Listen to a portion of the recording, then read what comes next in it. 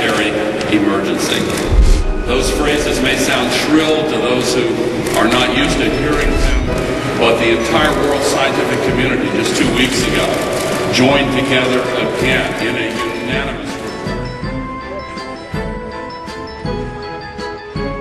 What size is your carbon footprint? The carbon footprint's there. That I don't know.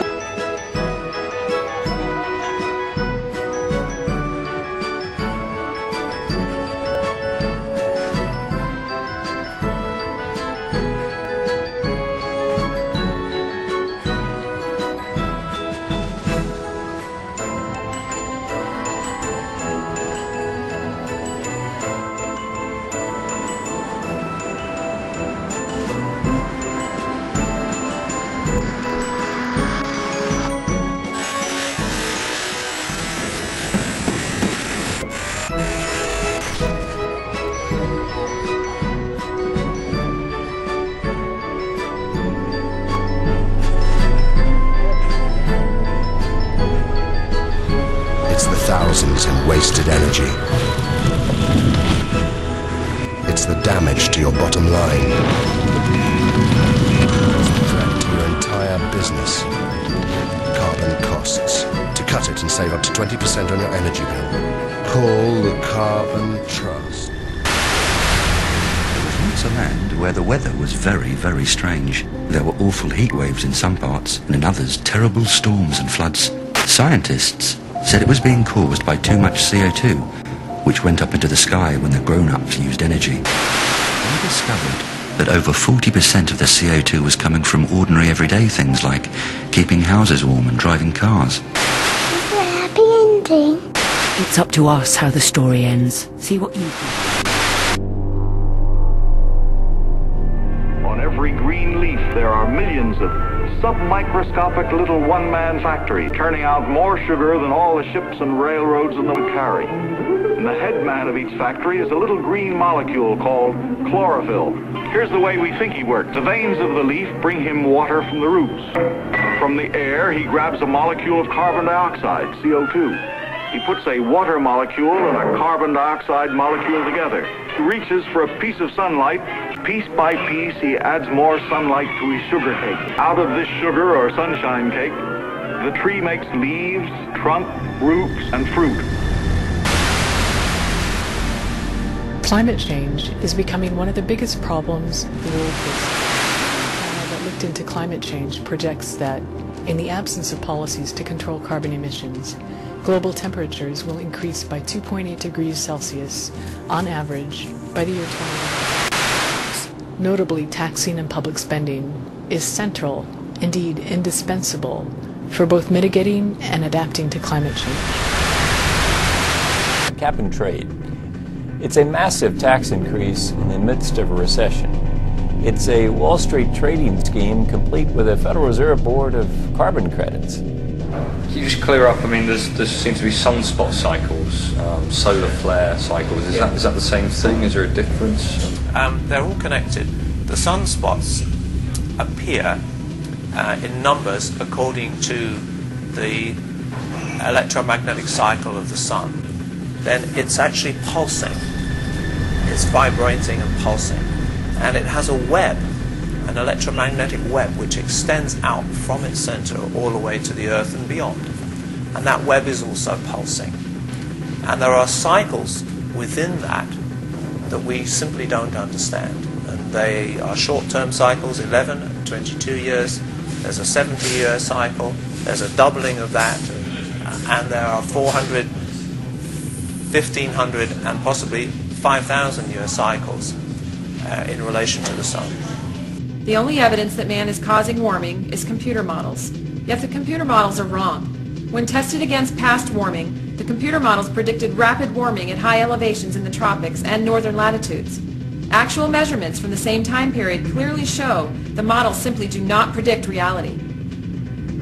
In spite of the overwhelming evidence that man is not causing global warming, Congress passed a very dangerous cap-and-trade bill last June. The vote was 219 to 212, but it was interesting. One Democrat talked to me, a friend of mine, and he was, I said, well, how are you going to vote on this bill? He said, well, I'm going to vote for the bill, but then he sort of whispered, he says, "But I sure hope it doesn't pass."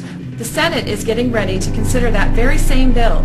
Congressional and White House leadership assure us that it will only cost the average family a couple of $100s a year. Analysis by independent groups clearly show that it is extremely expensive. It represents the largest tax increase in American history. When the real impacts of this bill start to hit, gasoline costs would rise to the mid-$4 range. Energy costs alone for an average family will go up by over $1,200 a year.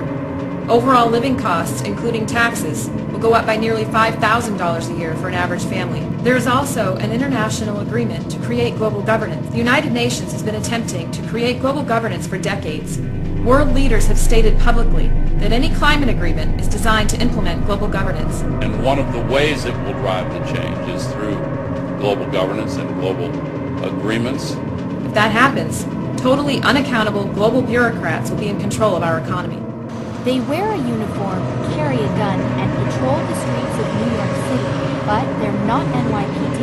They're the Green Police. If your emissions are over the limit like this truck's was, you could get slapped with a trip to court and the minimum $700 fine.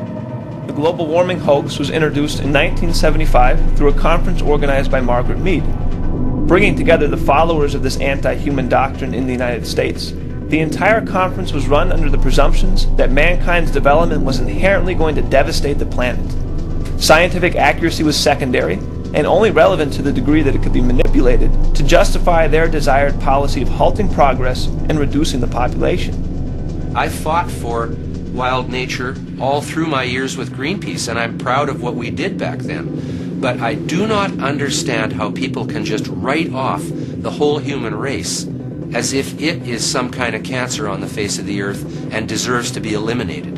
That, to me, is an act against humanity. Despite the High Court judgment that an inconvenient truth contains significant errors, exaggerations, and is politically partisan, the errors and exaggerations still seem to be getting through to children, such as these youngsters from Northern Ireland, who've been educated in the British system. The ice melts from the earth being too hot, and it washes over and it goes down into the sea. Most of us will die.